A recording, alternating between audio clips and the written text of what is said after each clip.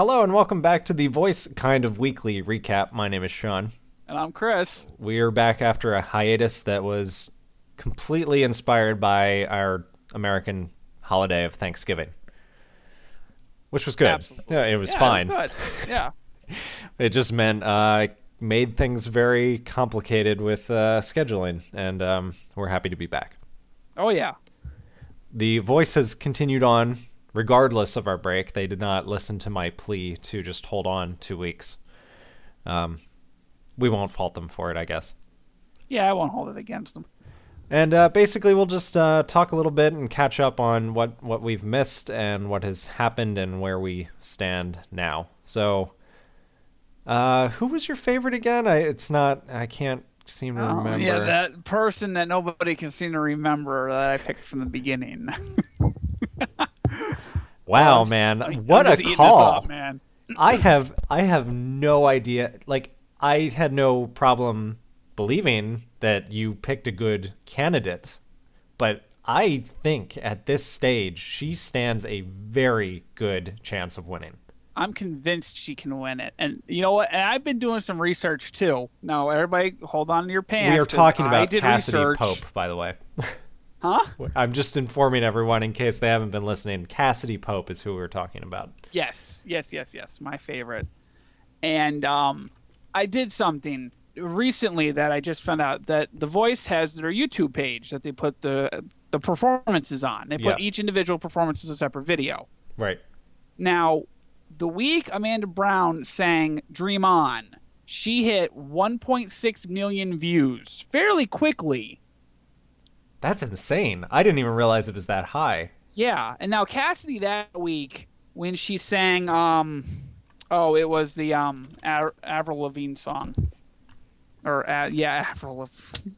I'm getting yeah. Now are you confusing it? No, I got the right artist name. I almost said oh. It was My Happy Ending. Yeah, that was the week she sang that. She only got 550,000 views that week. Only. Now, poor her. Now fast forward to the week she sang "Over You" by Miranda Lambert and Blake Shelton. You ready for this? 2.6 million views. Wow. This is why music is not used in the YouTube metrics for top hits, because the entire front page of YouTube would just be music. Right. Oh, absolutely. The day after The Voice, it would just be The Voice. Yeah, and unbelievably, Cassidy charted top 10 multiple times. The one week she got saved, she was number 1. And you're talking about the iTunes singles chart. Yeah. And this week, when I looked, when The Voice started, I didn't look at 10 a.m. when it stops because I have a job. I can't do that, unfortunately. I went on that top 10 list, and sitting at number 4 was Cassidy. Boom. At 8 p.m. I was like, awesome. Yeah, that's great. And then this was cool, too. It was 2 spots below her was Melanie Martinez, and she charted top 10 last week, too. So I knew. I'm like, okay, they're safe. Yeah, I think we're pretty confident that anytime someone charts in the top 10 of iTunes, which Carson has reminded us multiplies their score by 10, if they chart in the top 10 of iTunes, they are freaking safe. They are going to be safe until the end game. Right. And I am not complaining because every one of her performances, I just love it. Yeah. Absolutely love every one of them. They get better and better and better. And I'm just thinking like, wow, I cannot wait for Monday again. Like, not that long after we had to take a break, I tweeted to Chris and said, I am convinced I am Team Cassidy now. I really believe she could win. And I'm trying to figure out who it's going to come down to. Cassidy and who? See, and that's what I'm getting stuck with too, is who the second person is going to be. Now, the way they're doing this year is much different than they've done the previous 2 seasons, because the first and second season, they came down to each. It was basically a single seed. Like, it came down to each coach had a singular participant who entered the final round. And that's not what they're doing this year at all. And as a result, Christina has no more team. So she just gets to sit back and watch now. Yeah, and she's not going to be on next season, and Right. who knows if she's going to be back. So that sucks for her because she hasn't won. Yeah, and now she has no chance to even try and win. But I mean, I saw this coming because basically they made it a 3 seed so that your top 3 went in, and then it became a free for all. And her top 3, I didn't like any of them. Yeah, out of all of her top 3, I like Sylvia the best. So Yeah, and even her for me was like, eh. Yeah, and when she went home, I was like, she went home over Dez. I was like, really? That I was surprised about. Yeah, as soon as that happened, I was like, Christina's done. Like, because I absolutely hated Dez's performance this week. I don't understand why some of the people seem so gaga over him. I'm not just talking about Christina. The other coaches seem to really like him, and I'm just like rolling my eyes the whole way through his performance. Yeah, me too. Like, what is this? Yeah, I'm sitting there the whole time going, my mom's like, well, why is the crowd screaming? I was like, listen to it. It's all the girls screaming. I go, he's a pretty boy. That's why they like him. I asked a couple weeks ago, and let's visit this topic now. Cody Ballou was thrown off the show last night, to which I was disappointed but not surprised. A couple weeks ago, I wondered aloud if Cody was gay. I'm pretty sure. I think 99.99% sure that Cody is one of the girls. Just seeing him in the last couple weeks. With what how about that 2 weeks ago, when that black suit he was wearing with his hair the way it was? I was like, I mean, really? he's awesome. He totally owns who he is. He's completely out and just a great performer. I am very sad to see him go, especially with certain people like Nicholas, who honestly is growing on me. He is. I am starting to appreciate his talent, but I would have rather had Cody still in the competition. Me too. And it was actually kind of funny because my mom, like, when here's my mom again. Hey. Chris's mom once again joins the podcast. Yeah, because she's sitting there watching with me, and she saw how Nicholas had his hair on Tuesday. I didn't care for it. She hated it. And when they called his name, she went, "You're kidding." I'm like, "No, Mom, he's actually pretty good." She's like, "What do you mean he's pretty good?" I was like, "No, you don't understand. Like, I get it. Like, I get why people like him." Every performance he gives almost always has the longest applause break in the room. Every week. And he's just... Like Adam said, he sings baby-making music. He's got a very magnetic personality, and I think he's very genuine. Everything about him is out on the line. I think it's very cute that they're playing up the dad thing. He's got his third kid on the way. He's growing out his beard until his wife gives birth. It's very cute. And like I said, at first I was just like, get rid of this guy. But at this point, I think he is a genuine talent. His voice has grown on me. It's very unique. He's, out of all of these people, he might have the most unique sounding voice. Right. It's just there is someone who Alicia keeps saying that he sounds like, who I don't know anything about. I will have to revisit that with her and inform everyone later. But I like him, and that leaves us with who else is left at this point? We got Amanda Brown. And I liked her performance. I loved her Dream On performance. Yes, everyone did. Everyone keeps talking about it. Christina this week gave her the strangest compliment and said, like, I still don't know who you are as an artist. Yeah, and I was like, really? Because I do. Yeah, I'm pretty sure we all do. Yeah, I was really... But I noticed that she's, like, way too critical about everybody else but her team. But Dez.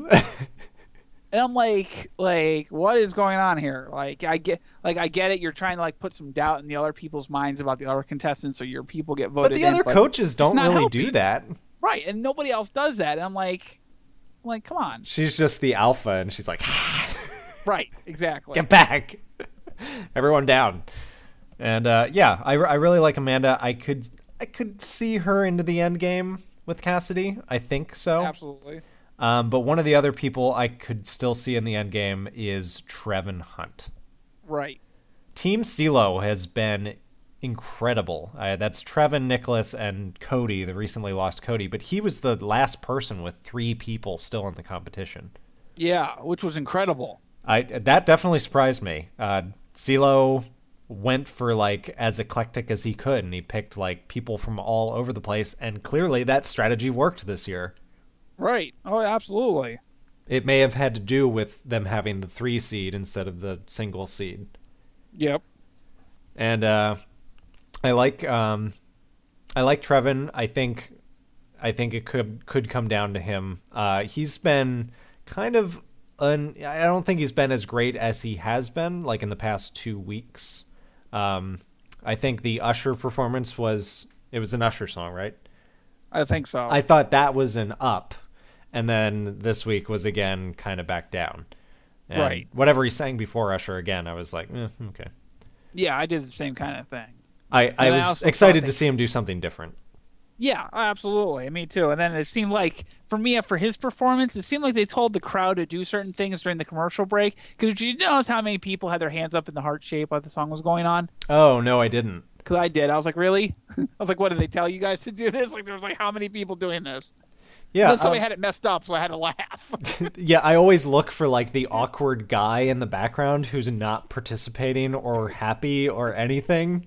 He's just kind of staring blankly like, yeah, I'm here with my girlfriend or wife or whatever. Yeah. Whatever. I wanted to make a particular point this week, especially because the Lelo Llama brought it up on Twitter. I've wanted to complain about something for a long time, and that thing is Christina Milian. Yes! Yes, me too! Okay. First of all, I will disclaim this, that it's not her fault, because this is her job. But they give her the very awkward responsibility of reporting what's going on Twitter. And it's so forced and weird. And every time she starts talking, I just start going, you're trending right now. You're trending. You're so trending. You're trending all over the place. You're all trending. Yep. Oh, and that between that and freaking everybody has the Sprint phones up there that don't. Right. It's also not only is it's not only Twitter, but it's also this is the sponsored part of the show where we need to, make our money. Right. And it just makes it really awkward. Yeah, especially because like they're all holding the phones, like, oh yeah, like what are we supposed to do with this? And at the one point, I forget what week it was, but one of them looked at the phone and kind of like turned it around looking at it. So I'm like, something's wrong with that. So finally I started paying attention to the phones more when they went up there.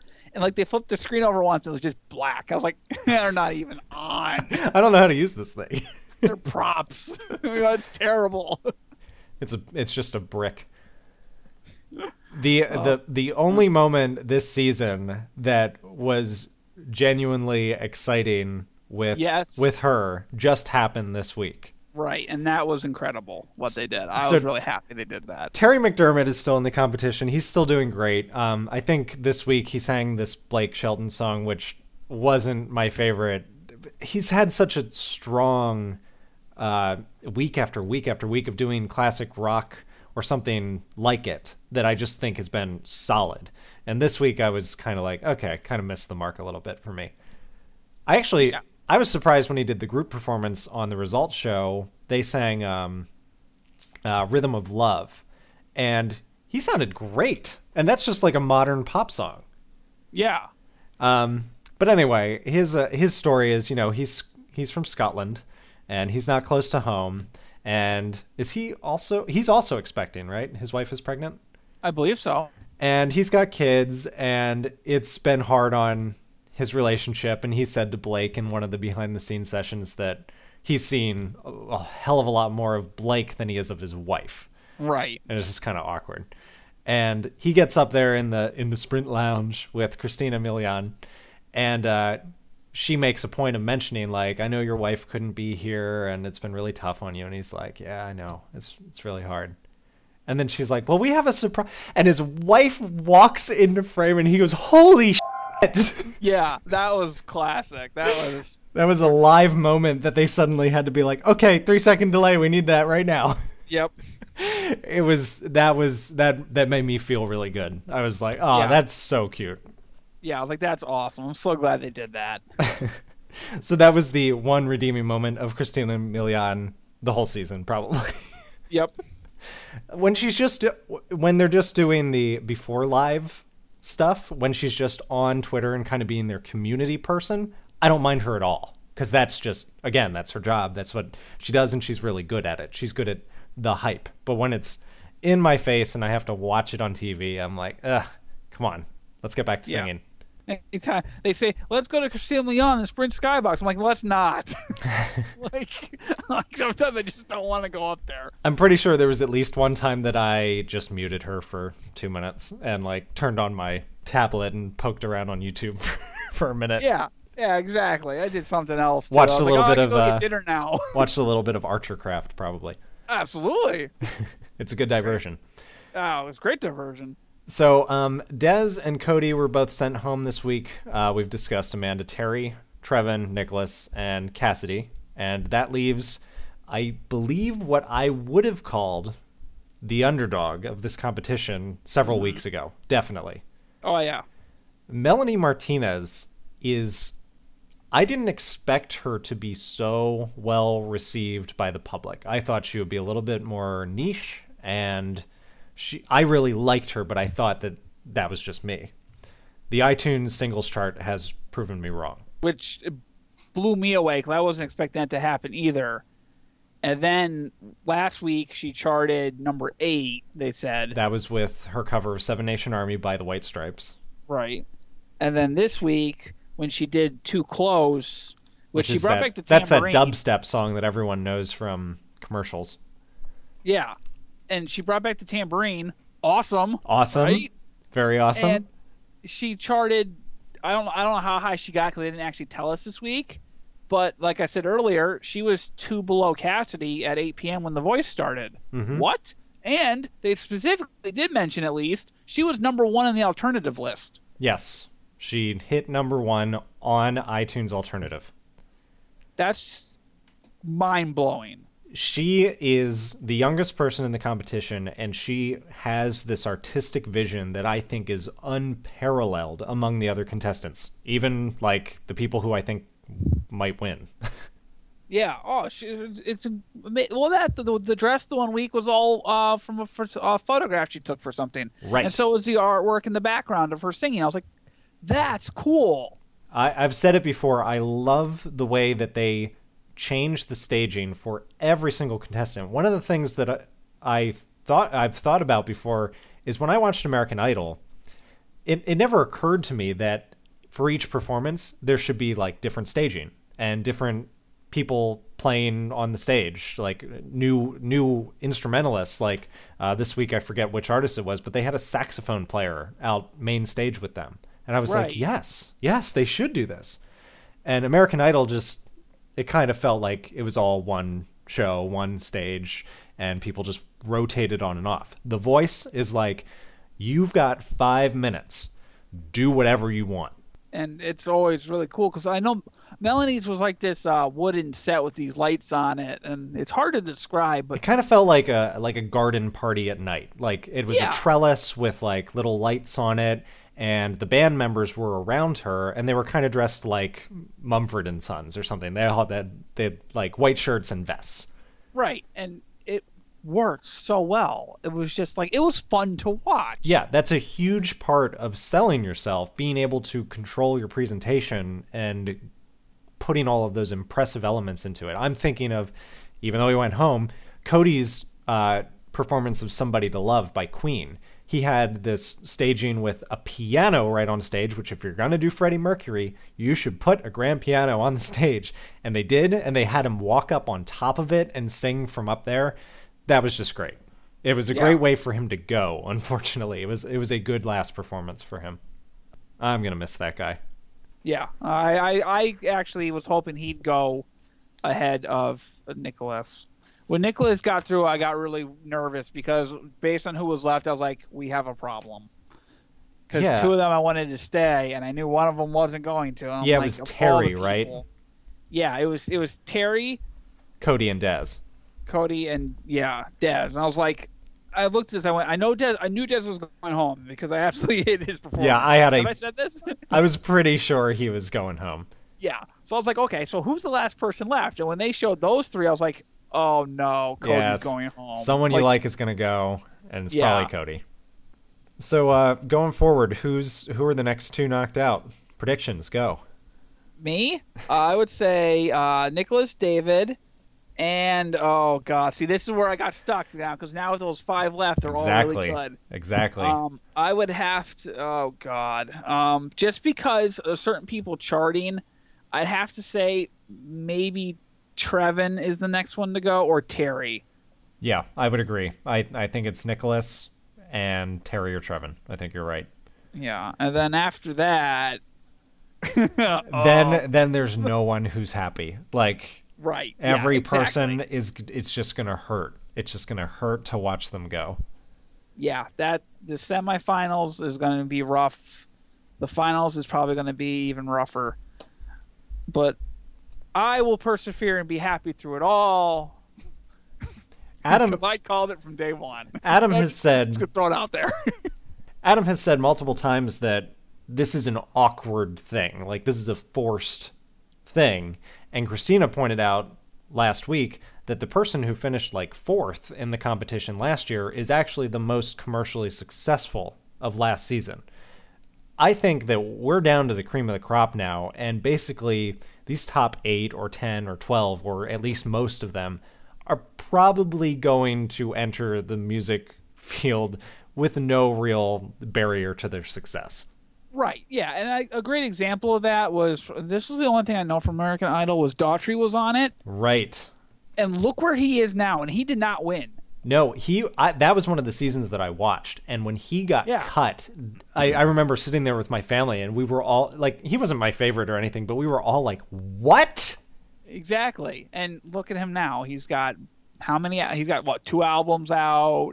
I'm sure at least one of them has gone platinum or at least gold. Like he's very successful. I think he was like 5 from the first place person. Like he was 5 or 6. Yeah. Yeah, like he didn't, and I knew he'd probably go a long way then, and I didn't expect this, but I have both his albums. I'll admit it. so yeah, all of these people, Amanda, Cody, Melanie, even Des, believe it or not, all of these people are going to have at least some amount of success. Some of them more than others, and I hope that Cassidy wins just because I really think she is the voice this season. I really think she is. Yeah, I do too. Every week I get more and more impressed, and this is like the one thing, like everybody hates Mondays except for me right now, because that means The Voice is on, and I cannot wait to watch the next performance from Cassidy. Yeah. Well, join us back here next week, where I promise we will be recording an episode. I've got time now that we're between Thanksgiving and Christmas. We should be able to find something to talk about sometime. Yeah, exactly. Plus, with only like 6 people left, we can fit it in. And we're gonna want to talk about whatever happens, because I'm sure it's going to be dramatic. Oh, absolutely. So make sure you stop back, follow us on Twitter. Our Twitter accounts will be in the info, and we'll see you next week. See you next time, guys.